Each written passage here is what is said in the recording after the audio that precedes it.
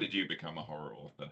Well, I've always had nightmares, right? This is not exactly why I became a horror author, but one way it's eventually helped me is I've always had nightmares, and I found that actually writing them into stories made them go away for a bit, especially the recurring ones, which is extraordinary. But in terms of, I guess, why I became a horror author, I suppose first I started reading horror.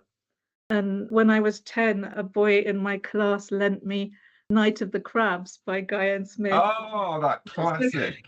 That's my first one. And because I was never very sporty and generally a bit of a loner and quite a chubby kid, I would sort of hide during lunch breaks in class a bit.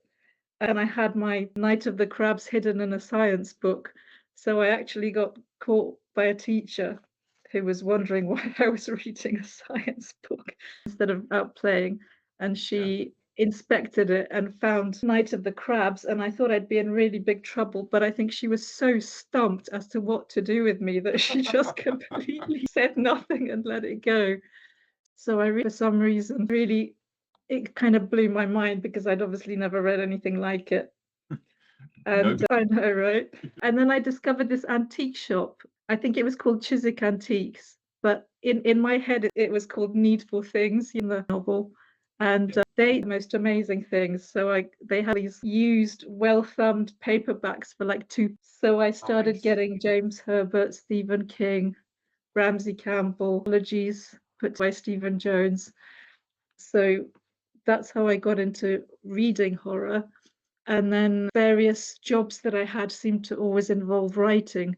I think the most one was I wrote a weekly column for the Evening Standard called The Man on the Clapham Omnibus.